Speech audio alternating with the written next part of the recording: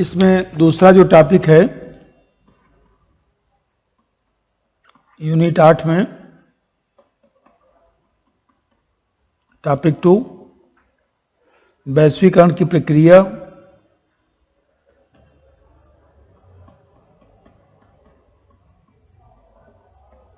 सामाजिक तथा आर्थिक निहितार्थ।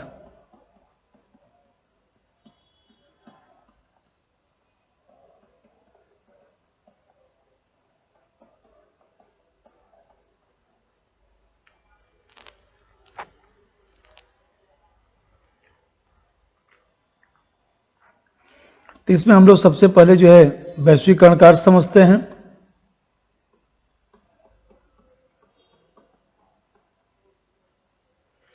फिर जो है भारत, चूंकि मैं बताया था आप लोगों को पहले दिन भी कि भारत के संदर्भ में पढ़ना है, तो भारत वैश्वीकरण में क्यों शामिल हुआ,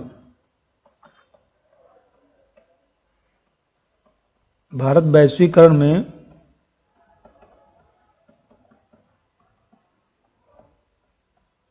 क्यों शामिल हुआ। अब फिर इसके बाद जो है कुछ आर्थिक निहितार्थ, कि आर्थिक प्रभाव क्या पड़ा है। निहितार्थ मतलब इम्प्लीकेशन।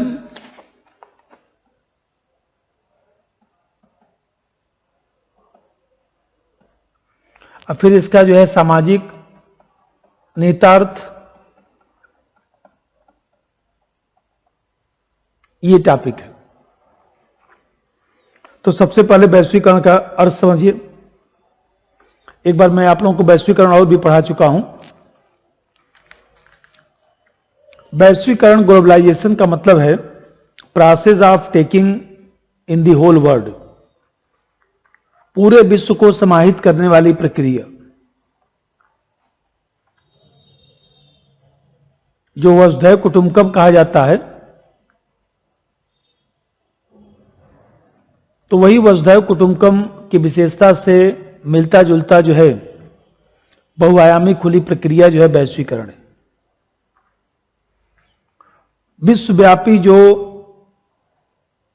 बहुआयामी संबंध है, सामाजिक, आर्थिक, राजनीतिक, उन सभी चीजों का जो है आपस में मिलन होना, सीमाओं के आर पार का संबंध, वस्तु है, चाहे निवेश है, संचार है, विचार है, इन सब चीजों का आदान प्रदान होता है। नियमन करने वाली जो बाधाएं हैं उसको कम किया जाता है, जिससे जो है सरलता से नियमन हो सके। जैसे उदारीकरण है, निजीकरण है, कानून को उदार बनाना है, इस तरह की चीजें। तो वैश्वीकरण में सामाजिक पहलू भी शामिल है, आर्थिक पहलू भी शामिल है, सांस्कृतिक पहलू भी शामिल है, अंतर्राष्ट्रीय संबंधों का भी विस्तार होता है। तो आप देखते हैं कि वैश्वीकरण एक जटिल प्रक्रिया है।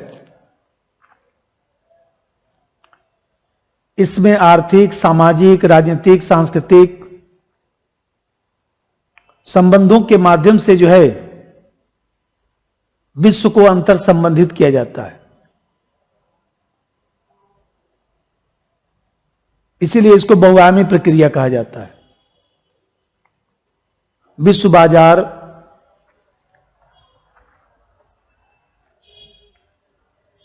विश्व शासन, इस तरह की बातें होती हैं। मतलब कि चाहे प्रौद्योगिकी हो, चाहे तकनीक हो, चाहे संस्कृति हो, हर चीज का एकीकरण करने का प्रयास किया जाता है। तो ऐसी प्रक्रिया को हम लोग जो है वैश्वीकरण कहते हैं।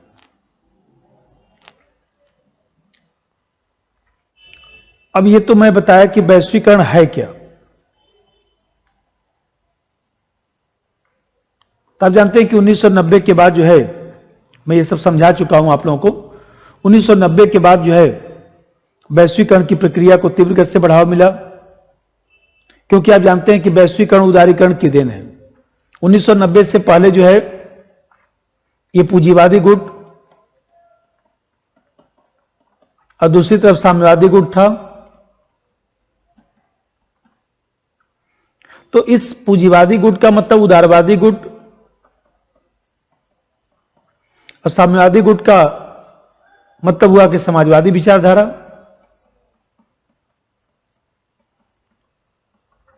तो ये जो समाजवादी गुट है ये इस पर दबाव बनाकर रखा था, जिसके कारण पूंजीवाद का विस्तार नहीं हो पा रहा था। लेकिन 1990 में जब भाई इसका नेता कौन था, यूएसएसआर, सोवियत संघ, जब सोवियत संघ का विघटन हो गया तो साम्यवादी जो प्रभाव है विश्व में कमजोर हो गया और जो उदारवादी गुट था वो धीरे धीरे इसका फैलाव हो गया। और मैं समझाया था कि इसे ही हम लोग वैश्वीकरण कहते हैं।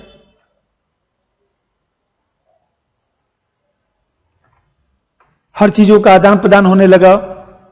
वैश्वीकरण में जो विश्व में जो है जो ईस्ट और वेस्ट का जो विभाजन था वो समाप्त हो गया। पूरब और पश्चिम का विभाजन, पूरब मतलब साम्यवाद, पश्चिम मतलब पूंजीवाद, तो पूर्व और पश्चिम का जो विभाजन है वो समाप्त हो गया और विश्व में जो है आपसी जो समागम होने लगा, इसी आपसी समागम को हम लोग जो है वैश्वीकरण कहते हैं।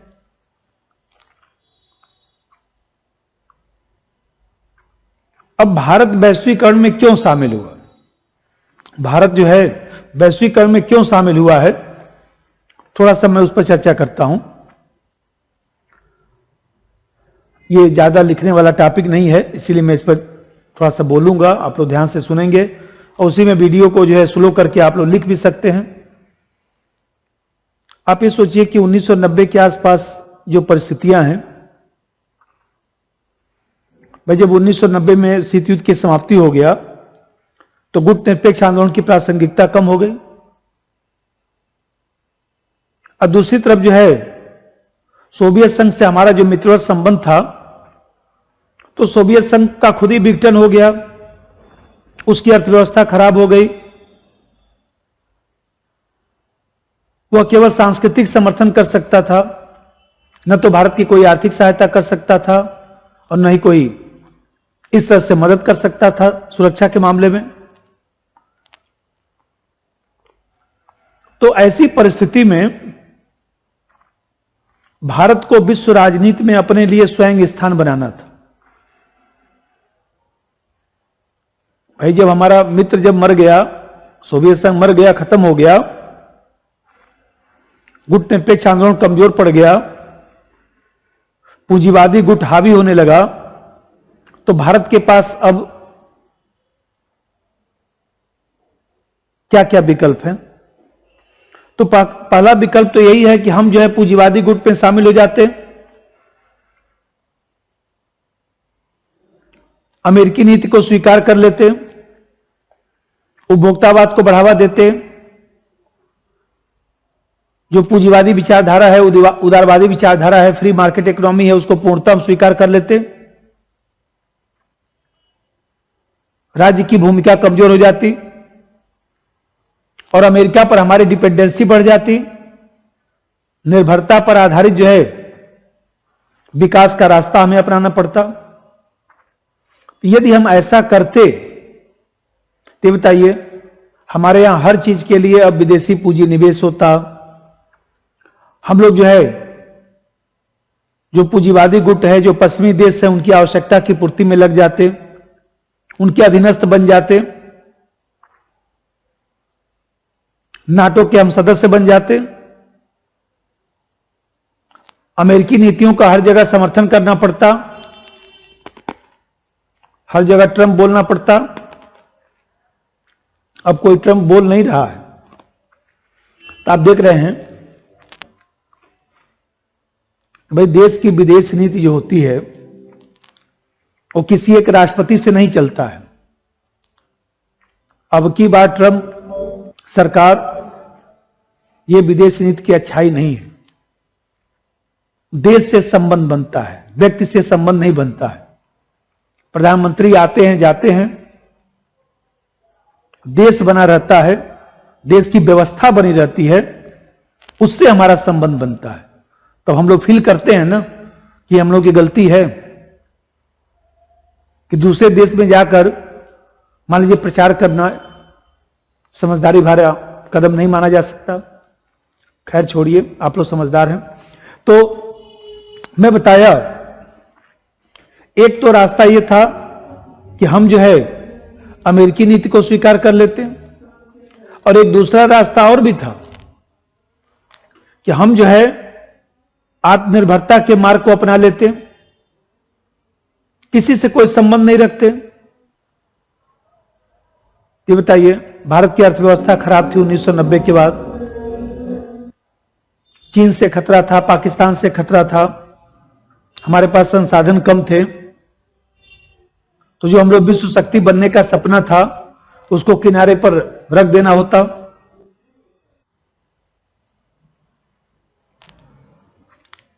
और ये जो आदर्श विदेश नीति हम अपनाते, आत्मनिर्भरता की नीति अपनाते, शांतिपूर्ण सहअस्तित्व का जो मार्ग अपनाते, तो ऐसी दशा में जो है हम लोग केवल अच्छी अच्छी बात करते, देश का विकास या देश का राष्ट्रीय हित पूरा नहीं हो पाता। अब फिर जब देश की आवश्यकता की पूर्ति नहीं होती तो स्वाभाविक सी बात है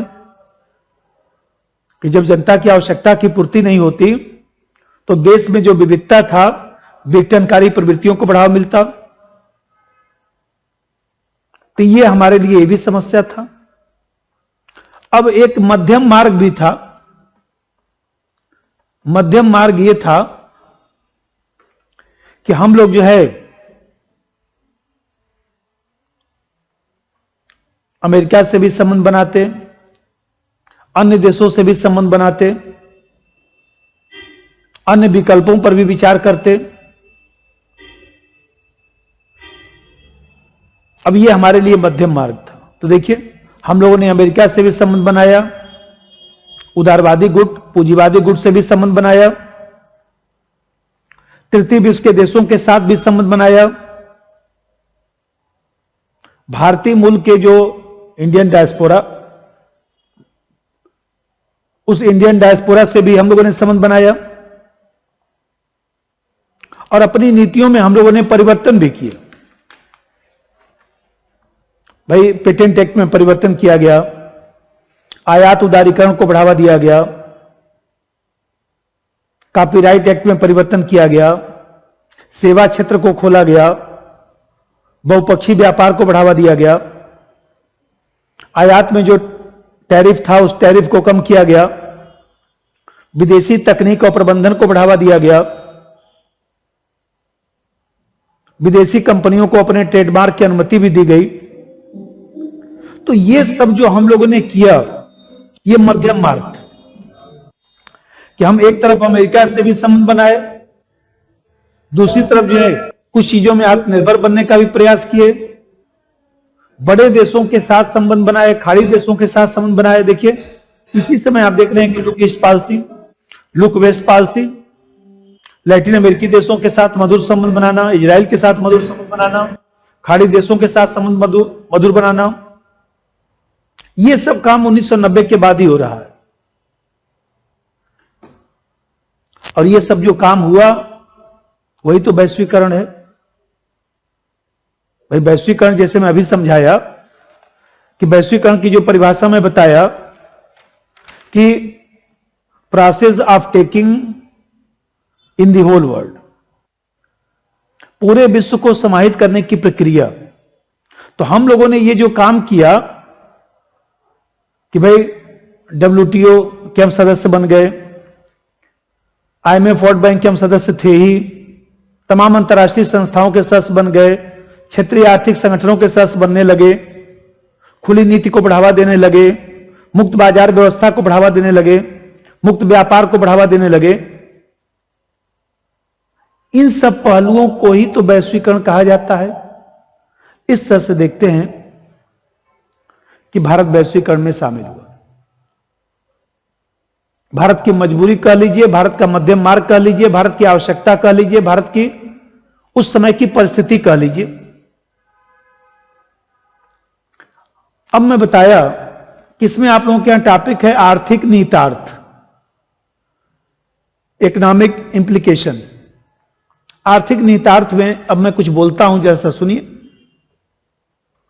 कि आर्थिक निहितार्थ का क्या मतलब होता है। इस वैश्वीकरण की प्रक्रिया का जो है क्या आर्थिक जो है व्यवस्था पर प्रभाव पड़ा है। तो कुछ सकारात्मक प्रभाव पड़ा, कुछ नकारात्मक प्रभाव पड़ा। तो आप देखते हैं कि कुछ नकारात्मक प्रभाव पहले मैं बोलता हूं, कुछ नकारात्मक प्रभाव बोलता हूं, फिर कुछ सकारात्मक प्रभाव भी बोलूंगा। भाई ऐसे समझिए कि वैश्वीकरण के कारण अंतर्निर्भरता बढ़ गई, भारत की दूसरे देशों पर डिपेंडेंसी बढ़ गई। अब मान लीजिए पेट्रोल का दाम बढ़ रहा है तो हम लोग क्या कहते हैं, देखिए पेट्रोल का दाम अभी बढ़ा है ना कल,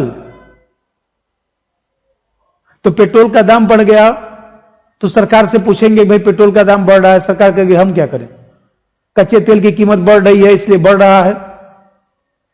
तो कहीं ना कहीं जो है भारत जो है अपने आर्थिक संकट के लिए, किसी समस्या के लिए सरकार की जवाबदेही कम हो जा रही है, उत्तरदायित्व का सिद्धांत प्रभावित हो रहा है।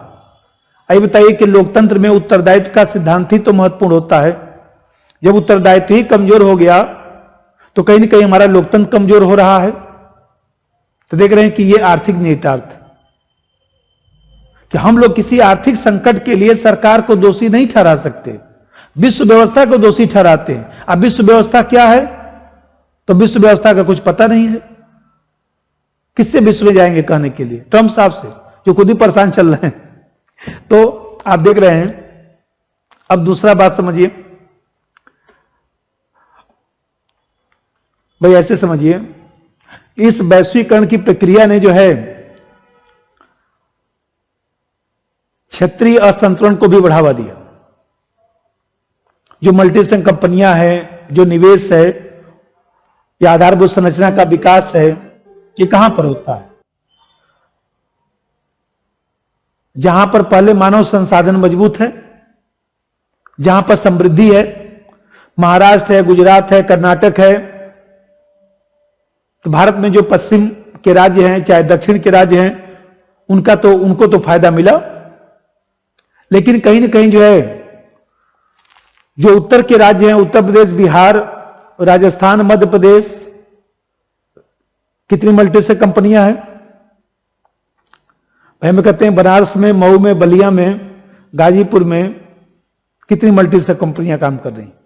नोएडा, गाजियाबाद छोड़िए, थोड़ा सा पूर्वांचल भी देखिए, तो वहां पर कितनी मल्टीनेशनल कंपनियां हैं। तो क्षेत्रीय असंतुलन बढ़ रहा है ना।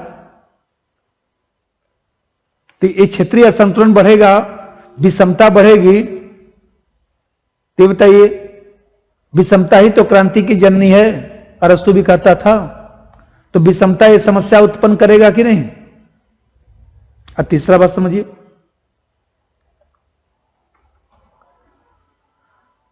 इस वैश्वीकरण के नाम पर क्या हुआ, संधि समझौता करने का दबाव बढ़ा। जैसे मान लीजिए पर्यावरण के लिए एजेंडा 21, पर्यावरण से संबंधित क्या है एजेंडा 21। तो एजेंडा 21 है, क्या WTO के हम लोग सदस्य बन गए। तो इस उदारीकरण के नाम पर, मुक्त व्यवस्था के नाम पर हम लोग कहीं ना कहीं सदस्य बनते चले गए, संधि समझौता करते चले गए, मल्टीनेशनल कंपनियां हमारे देश में आने लगी। ये बताइए ये मल्टीनेशनल कंपनियां हम लोग को परेशान भी तो कर रही हैं। लोगों को रोजगार तो मिला, लेकिन ये मल्टीनेशनल कंपनी कब अपने देश से दूसरे देश में चली जाएगी कोई भरोसा नहीं। इस मल्टीनेशनल कंपनी को रोकने के लिए जो है रेस फॉर द बॉटम का सिस्टम शुरू हो जाता है। रेस फॉर द बॉटम का मतलब कि हम लोग जो है सीमा शुल्क में कटौती करना शुरू कर देते हैं, इन कंपनियों को सहूलियत देना शुरू कर देते हैं। इससे देश के राजस्व का नुकसान होता है और साथ ही साथ जो है भारतीय कंपनियों को भी नुकसान होता है। और सबसे बड़ी बात यह है कि विदेशी कंपनियां जो है उनके पास अच्छी टेक्नोलॉजी है, ज्यादा पूंजी है। तो ऐसी दिशा में जो है वो कंपनियां अच्छा सामान बनाती हैं। भाई हम लोगों के यहां पहले क्या होता था 1990 से पहले, दर्जी जो है पैंट शर्ट सिल रहा है। अब कितने लोग दर्जी के पास जाकर पैंट शर्ट सिलवाते हैं? बना बनाया पैंट शर्ट जो है उससे ज्यादा अच्छा है, उससे ज्यादा सस्ता भी है, अच्छा भी है। पता चले कि पहले कोई बात, मान लीजिए जो है शर्ट का बाह ही छोटा हो गया, कोई बटन ही छूट गया, ये बताइए कंप्यूटराइज सिस्टम से गलती नहीं होगा ना? मान लीजिए मानव रहित जो है मेट्रो चल रहा है तो उसमें गलती की संभावना बहुत कम है। मनुष्य तो गलती का पिटारा है ना, वो तो गलती करेगा, मानेगा थोड़े ना। पता चले कोई बटन नहीं, कोई दूसरा बटन दब गया, हो गया गलती। लेकिन कंप्यूटर तो सिस्टमेटिक है, उसमें क्या गलती होगा? कंप्यूटर में कोई फॉल्ट आ जाए वो दूसरी बात है। तो आप देख रहे हैं कि हमारे यहां कुटीर उद्योग, घरेलू उद्योग, ये सब प्रभावित हो रहे हैं। ब्रेन ड्रेन हो रहा है। मान लीजिए बच्चा लोग IIT से बीटेक करता है, बेंगलोर से, बॉम्बे से, मान लीजिए मैनेजमेंट का कोर्स करता है, जाके अमेरिका में नौकरी करता है। फिर सोचिए इतना पैसा लगाकर हम लोग जो है उनको पढ़ाते लिखाते हैं, किस लिए?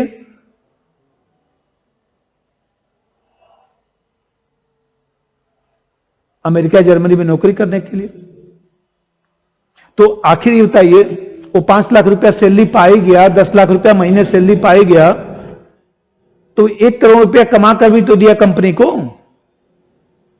अंततः तो हम लोग का नुकसान हुआ ना। तो जो लघु उद्योग है, कुटीर उद्योग है, वो प्रभावित हो रहा है। जो हमारी आर्थिक नीतियां हैं वो भी प्रभावित हो रही हैं। अभी मैं बताया कि क्षेत्रीय असमानता बढ़ रहा है।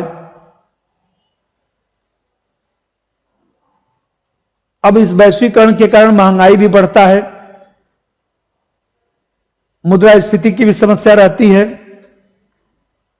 तो आप देख रहे हैं कि भारत जैसे देश में जो है ये सब समस्याएं बढ़ती जा रही हैं।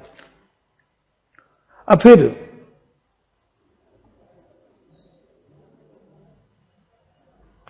सबसे बड़ी बात यह है कि हम लोग विभिन्न संस्थाओं से जो जुड़ गए, उसके कारण हमारी संप्रभुता भी प्रभावित हुई है। भाई RBI है, RBI जो है वो भी तो, RBI भी तो दबाव में रहता है विश्व संस्थाओं का। जो आर्थिक नीतियां होती हैं वो भी तो दबाव में रहती हैं।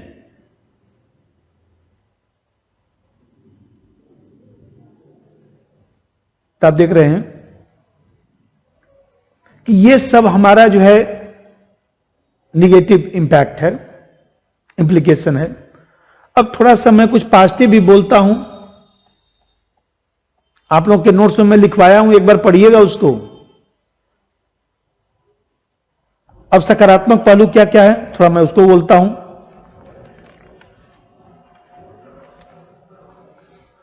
देखिए सकारात्मक पहलू यह है कि पूंजी तकनीक हमारे यहां तीव्र गति से आना शुरू हुआ, तो तीव्र गति से विकास होगा। तो तीव्र गति से विकास होगा तो आर्थिक वृद्धि तो बढ़ेगी। तो आर्थिक वृद्धि हम लोग की बढ़ गई। पहले देखिए 4% 5% विकास दर रहता था, 2010-11 में देखिए 8-9% के आसपास। अब विदेशी कंपनियां आती हैं तो बताइए, मेट्रो बन गया, लखनऊ में मेट्रो बन गया, दिल्ली में मेट्रो बन गया, राजस्थान जयपुर में मेट्रो बन गया, हर जगह मेट्रो देखिए बन रहा है। लूप ट्रेन की बात हो रही है, बुलेट ट्रेन की बात हो रही है। तो हम लोग अपने बल पर बुलेट ट्रेन थोड़ी चला पाते हैं, हम लोग पास कहां तकनीक है। तो आधारभूत संरचना की गुणवत्ता में वृद्धि हुआ है, जो हमारी अर्थव्यवस्था के लिए सकारात्मक है। भाई सड़कों का निर्माण है, पहले देखिए PWD जो है 2 साल 3 साल में एक जो है पुल बनाकर तैयार करती थी, आज जो है 6 महीने में पुल बनकर तैयार हो जाता है। जो ओवरब्रिज है वो 5-6 महीने बनकर तैयार हो जाता है। तो तकनीक के माध्यम से जो है वो देखा जाता है, सब संभव हो पाया है। दूसरा सकारात्मक प्रभाव देखिए, दूसरा सकारात्मक प्रभाव यह है कि हमारा वैश्वीकरण के कारण अनेक क्षेत्रों से संपर्क हुआ। अफ्रीका से, लैटिन अमेरिका से, मध्य एशिया से, खाड़ी देशों से, तमाम क्षेत्रों से हमारा संबंध बना। पूर्वी यूरोप के देशों से संबंध बना, तो विश्व व्यापार में भारत की भागीदारी भी बढ़ गई, भारत का निर्यात भी बढ़ गया। भाई आयात बढ़ा लेकिन निर्यात भी तो बढ़ गया। और जब आवागमन होगा तो स्वाभाविक सी बात है कि लोग दूसरे देशों में कार्य करना शुरू किए, तो विदेशी मुद्रा भंडार भी बढ़ गया। और सबसे बड़ी बात यह है कि बाजार क्षेत्र में विस्तार होने से जो है उपभोक्ताओं को सस्ती कीमत पर गुणवत्तापूर्ण वस्तुएं भी उपलब्ध हो रही हैं। भाई आज ये देखिए, पहले मान लीजिए भारत में कार था, अम्बेसडर कार था, मारुति था, 2-4 ऐसे बस कंपनियां थी। आज आप कोई विदेशी कार खरीदना चाहते हैं, कोई दिक्कत थोड़ा ना, फोर्ड की कार खरीदिए, किसी खरीदिए। तो ये बताइए, आज मान लीजिए पहले लमरेटा स्कूटर चलता था, 4 बार किक मारने पर भी स्टार्ट नहीं होता था। आज देखिए किक मारने की कोई जरूरत नहीं है, सेल्फ से स्टार्ट हो जाता है। तो आप देख रहे हैं कि ये सब जो तकनीक आया तो 2 फायदे हो गए। एक तो गुणवत्तापूर्ण वस्तुएं उपलब्ध हो गई, और उस समय की तुलना में यदि देखा जाए तो सस्ते दर पर गुणवत्तापूर्ण वस्तुएं मिल रही हैं। और फिर जब विदेशी कंपनियां भारत में आ गई, बीपीओ बन गया, कॉल सेंटर बन गया, तमाम चीज हो गया, तो लोगों को रोजगार का अवसर भी तो मिला। और सबसे बड़ी बात यह है कि इस वैश्वीकरण के कारण एक वैश्विक नागरिक समाज का भी निर्माण हुआ,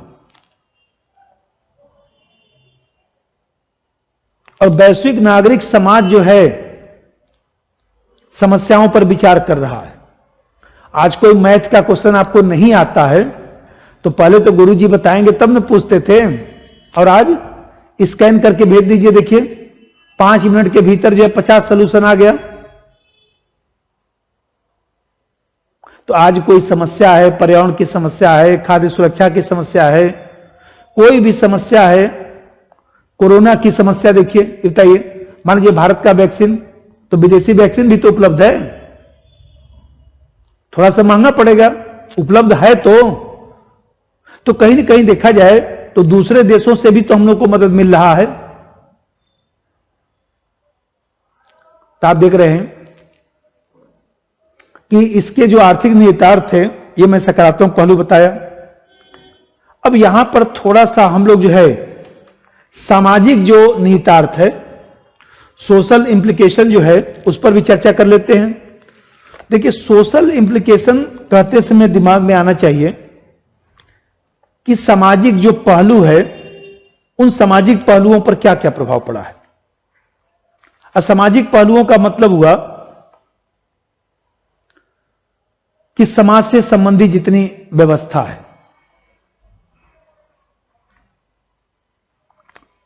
अब मैं बोलता हूं थोड़ा सा।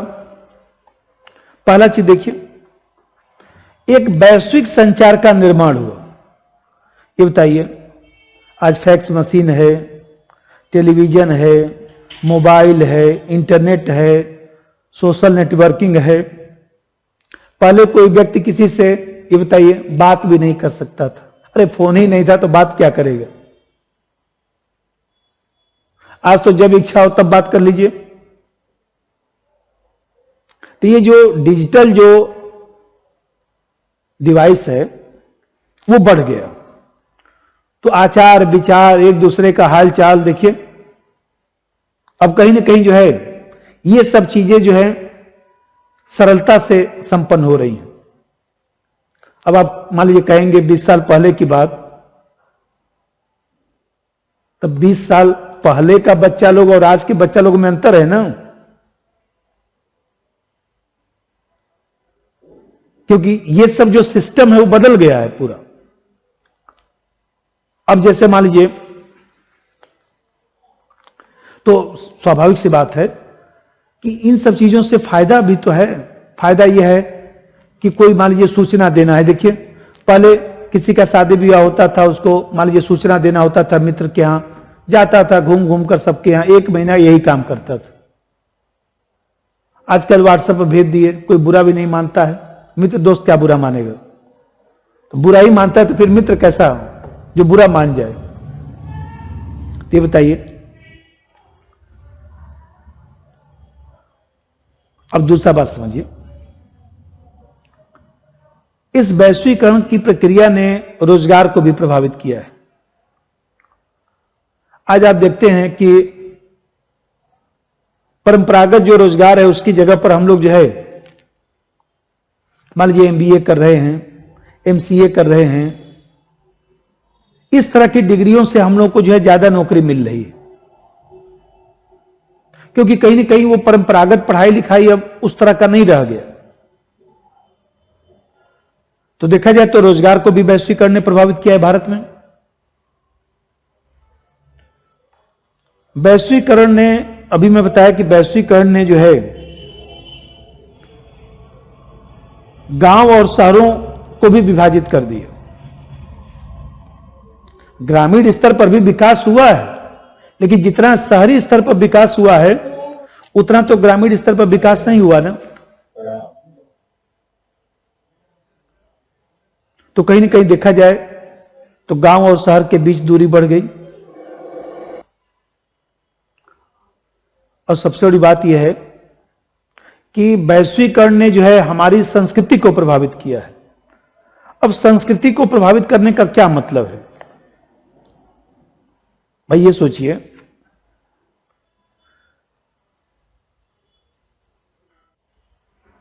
कि भारत की जो संस्कृति है एक विशेष प्रकार की संस्कृति है, विशेष प्रकार का मूल्य है, विशेष प्रकार का मानक है, मापदंड है, नियम है।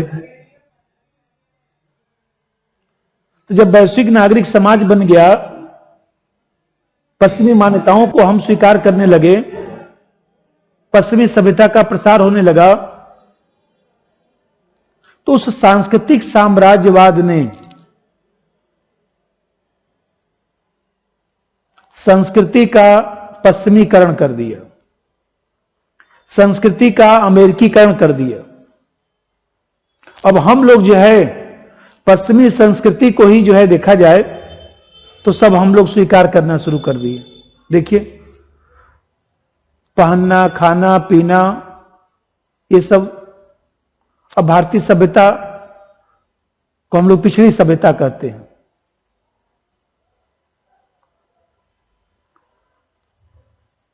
अब मिस यूनिवर्स की चर्चा होती है, मिस वर्ल्ड की चर्चा होती है। तो ये बताइए, फैशन की चर्चा होगा, सौंदर्य प्रसाधन का चर्चा होगा। तो ये सब जो जितना जो है सब तमाम जो क्रीम पाउडर जितना भी सब है वो सब विदेशी कंपनियों का ही तो है। भारत की कंपनियों का कितना है? उन्हीं लोगों को तो फायदा होगा। तो हम लोग अब जो है देखा जाए तो हमारा जो उपभोग की संस्कृति है उस उपभोग की संस्कृति को बढ़ावा मिल गया, और इस तरह से कहीं ना कहीं जो है देखा जाए तो ये चीजें प्रभावित हुई। लेकिन दूसरा एक पहलू सकारात्मक भी है इसमें। एक शब्द आता है ग्लोबलाइजेशन।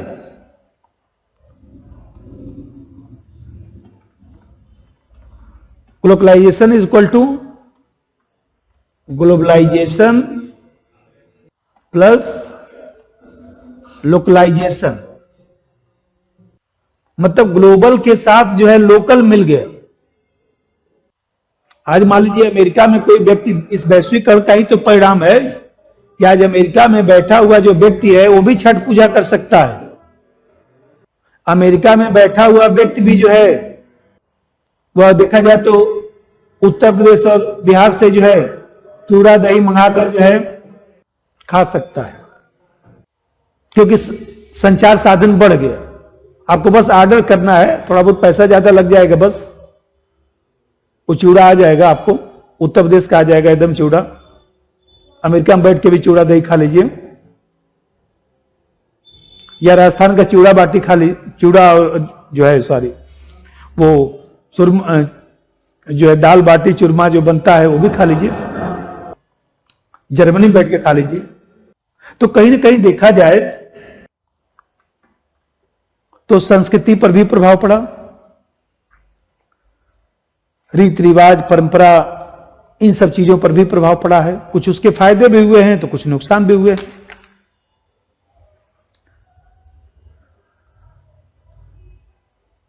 भाई हमारे स्वदेशी जो शिल्प हैं, स्वदेशी शिल्प कुछ प्रभावित भी हुआ है तो कुछ उसका फायदा भी हुआ है। जो कॉन्ट्रैक्ट जो एग्रीकल्चर है, संविदा जो खेती है, तो संविदा खेती में जो है देखा जाए तो मान लीजिए अंगूर है, चाहे अनार है, चाहे इस तरह का जो भी चीज है, फल है, कपास है, तिलहन है, इसके लिए विदेशी कंपनियां जो है या देश की भी कंपनियां जो आजकल किसान लोग आंदोलन कर रहे हैं, यही तो चीज है कि भाई वो खेत ले लिया, अपने हिसाब से उपज कर रहा है, आपको पैसा देगा। अब पैसा देगा तो मान लीजिए वो कंपनी वाला भाग गया तो कौन गारंटी लेगा, तो केस चलेगा। अब भारत में केस तो 10 साल चलता ही रहता है। तो किसान कहीं ना कहीं जो है वो डिपेंडेंट हो जाएगा। तो जब निर्भर हो जाएगा उस कंपनी पर तो परेशान हो सकता है भविष्य में। आप देख रहे हैं कि पहले गांव और शहर के बीच कोई एजेंट होता था, अब तमाम कंपनियां एजेंट बन रही हैं। और कंपनियां कितना फ्रॉड कर रही हैं आप देख रहे हैं। अब किसी किसान ने मान लीजिए हमें कहते हैं किसी कंपनी के साथ कॉन्ट्रैक्ट कर लिया, कंपनी वाला फ्रॉड निकल गया, तो किसान तो गया 10-20 लाख से, उसको आत्महत्या भी करना पड़ता है। इसीलिए तो इसका विरोध हो रहा है। भाई उसके कुछ फायदे हैं लेकिन नुकसान भी तो है। सरकार जो नुकसान हो रहा है या किसानों को जो भय है वो दूर करने का प्रयास कर रही है। तो आप देख रहे हैं भारतीय उद्योग धंधे जो थे उसमें भी परिवर्तन आया है। मैं बताया कि भूमंडलीकरण के कारण जो है माइग्रेशन पर भी प्रभाव पड़ा है, शहरीकरण पर प्रभाव पड़ा है। देखिए आज जो है गांव से लोग शहरों की तरफ पलायन कर रहे हैं, क्योंकि कहीं ना कहीं जो है शहरों में जीवन स्तर ऊंचा है, आय है, मान लीजिए कहीं भी रोजगार पा सकते हैं, स्वास्थ्य सुविधाएं हैं, शिक्षा के अवसर हैं, तो शहरों की ओर लोग जो है वह प्रवासन कर रहे हैं।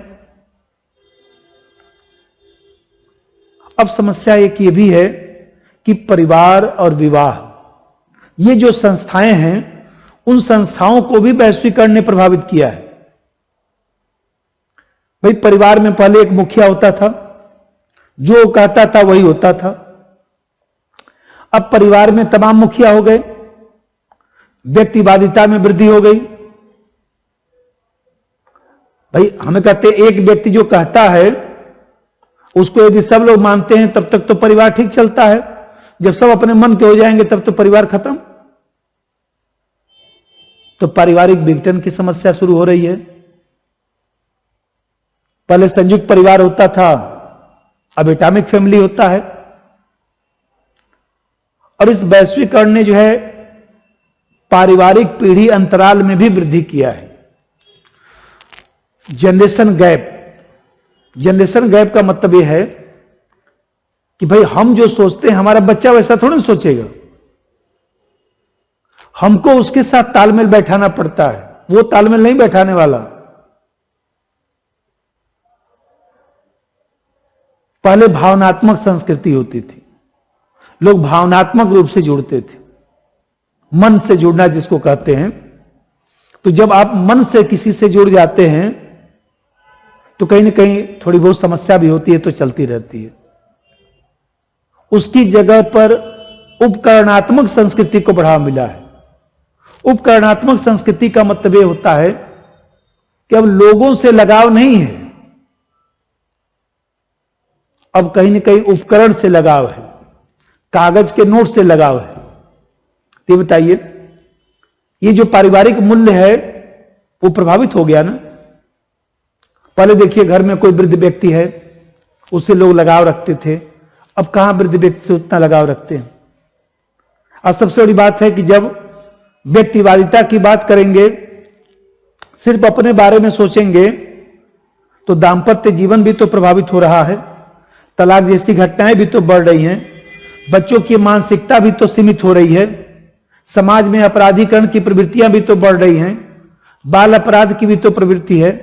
तमाम बच्चा लोग बैठ के पूरे दिन गेम खेलता है, ये बताइए, उनका शरीर भी तो प्रभावित हो रहा है।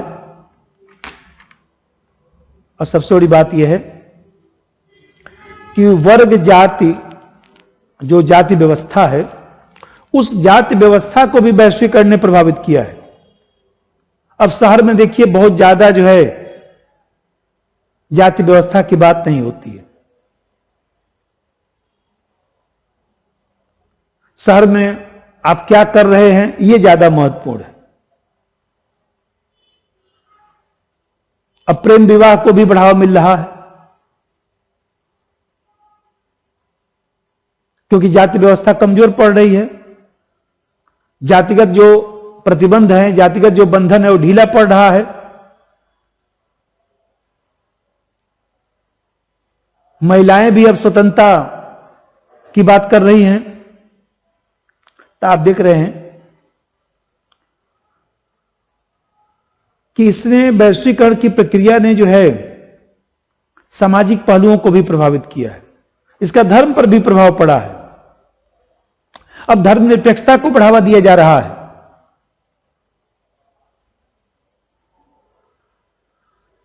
भाई भले ही आस्था चैनल है, धार्मिक तत्वों की व्याख्या जो है धर्म के प्रति आस्था व्यक्त करने के लिए पुनर्जागृत कर रहा है, लेकिन आप देख रहे हैं कि इस वैश्वीकरण ने धर्म का बाजारीकरण भी कर दिया। भाई बाबा रामदेव जो है योगा तो सिखाते हैं, बहुत अच्छी बात है, लेकिन उसी में अपने प्रोडक्ट का प्रचार भी तो करते रहते हैं। तो देखा जाए तो धर्म भी तो बाजारीकरण का शिकार हो गया, योग भी तो बाजारीकरण का शिकार हो गया कि फला बूटी खरीदिए, सुबह खाइए, शाम खाइए। अब मान लीजिए बाबा रामदेव इतना बूटी बता देते हैं कि सुबह से शाम तक जो है उस सब बूटी को खाने में ही चला जाएगा, तो कब हम लोग काम करेंगे। मैं एक बार बैठ के सुन रहा था, तो मान लीजिए हमको तो ज्यादा उसमें याद नहीं है, 2 गोली इसका सुबह खाना है, 2 दोपहर में खाना है, 2 शाम को खाना है, फला का जो है खाना खाने के बाद खाना है, फला जो है खाना से पहले खाना है। अब बताइए पूरे दिन चार्ट बनाकर ये जो है कौन 2 घंटा पहले, कौन 1 घंटा पहले गोली खाता रहूं कि कुछ पढ़ाने लिखाने का काम करें। अरे एक गोली खाना सुबह शाम खा लिया, चलो भाई याद आता है। पूरे दिन बैठकर बैग में रखकर झोले में गोली को रख के घूमता रहूं। तो मैं बताया कि धर्म का बाजारीकरण आज जो है नए मध्यम वर्ग का भी उदय हुआ है।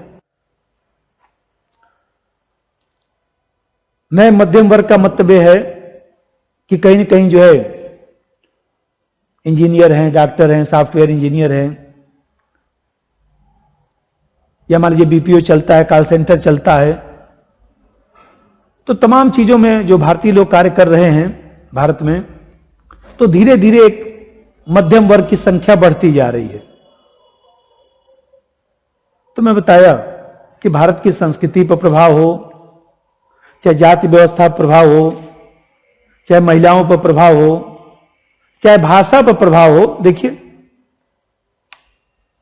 सब पूरा विश्व जब जुड़ गया तो अंग्रेजी का महत्व बढ़ा है ना भाई। चाहे परिवार है, चाहे स्कूल है, हर जगह जो है हिंदी के स्थान पर अंग्रेजी को ही हम लोग बढ़ावा दे रहे हैं।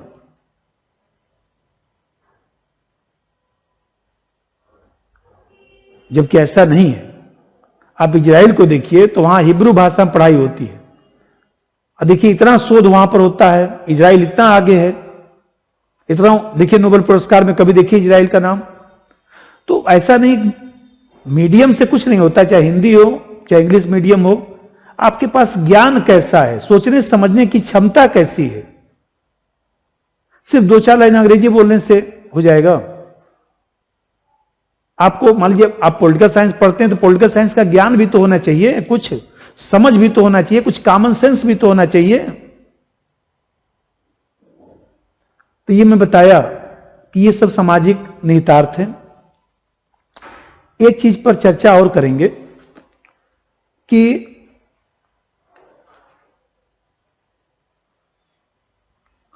हम लोगों के यहां जो है देखा जाए तो ऐसा नहीं है कि वैश्वीकरण ने केवल भारत को जो है, मैं बताया कि भारत को आर्थिक सामाजिक परिप्रेक्ष्य में कुछ लाभ हुआ है तो कुछ हानि भी हुआ है। उसी तरह से मैं बताया था कि वैश्वीकरण ने जो है पश्चिमी देशों को भी कुछ लाभ दिया है तो कुछ हानि पहुंचाया है। भाई यूपी बिहार के लोग अमेरिका गए तो कुछ उन लोगों को सिखाए ना, तो देखिए वहां पर भी तो चलता रहता है। स्कूल में बच्चे ने गोली से उड़ा दिया 5 बच्चों को, तो यूपी बिहार से लोग गए, थोड़ा सा समझाए कि तुम बंदूक रखे हो किस लिए, चलाओ कुछ।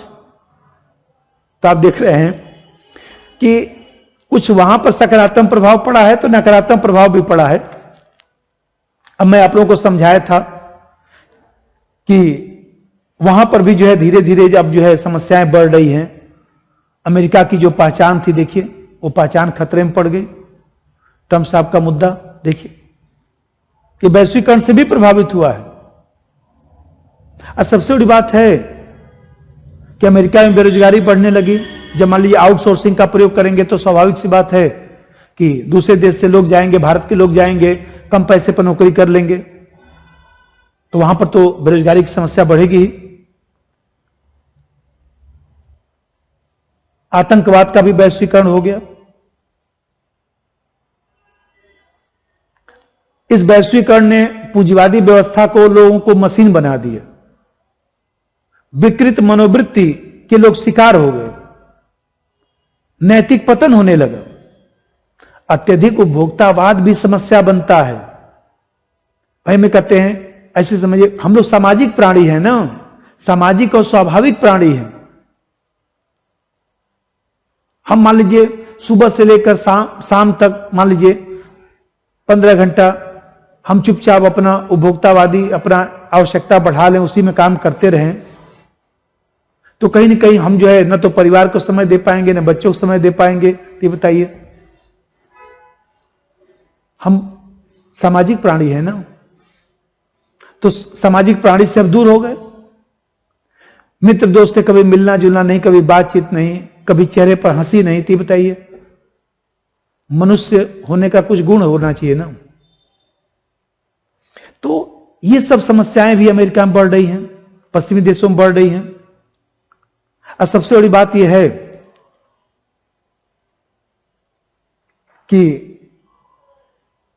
जो विश्व जनमत बना है, अब हम लोग जागरूक हो गए। देखिए पर्यावरण के मुद्दे पर पश्चिमी देशों का विरोध करते हैं, निःशस्त्रीकरण के मुद्दे पर विरोध करते हैं, श्रम मानक के मुद्दे पर विरोध करते हैं। मान लीजिए यूएनएससी में स्थायी संस्था के लिए भारत अपनी दावेदारी प्रस्तुत करता है। तो इस वैश्वीकरण ने लोगों को समझदार भी बना दिया।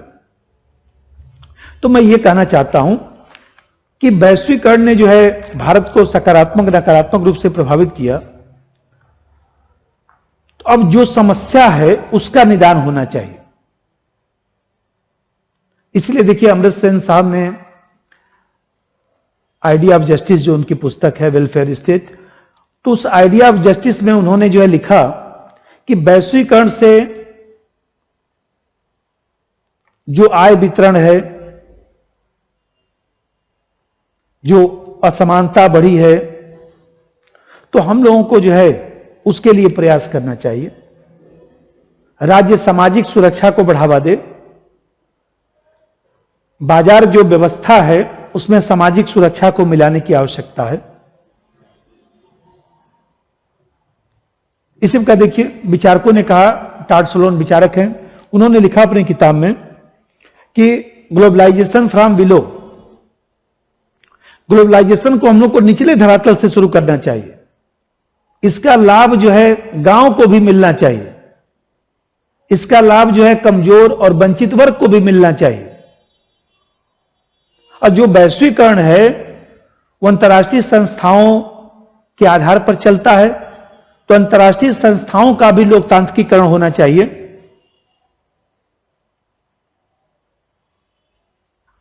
विश्व के जो संसाधन हैं, आप देखते हैं कि विश्व के जो संसाधन हैं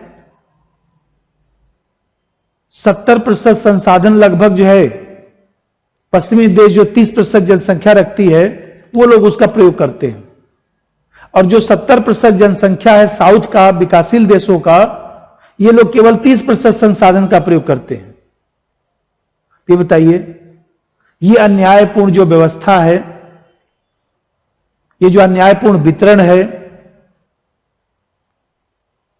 ये भी तो विश्व शांति के लिए घातक है।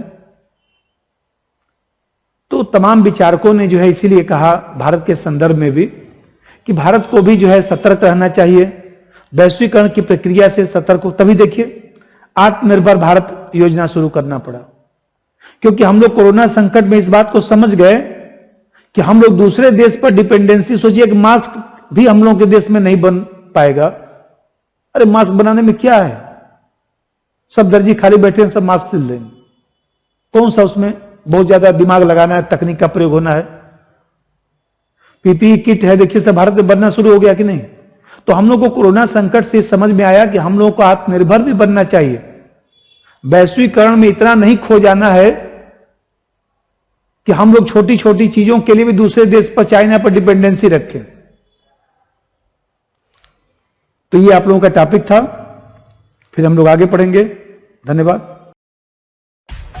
सब्सक्राइब कीजिए हमारे चैनल को और बेल आइकॉन को दबाइए हमारी लेटेस्ट वीडियो सबसे पहले देखने के लिए।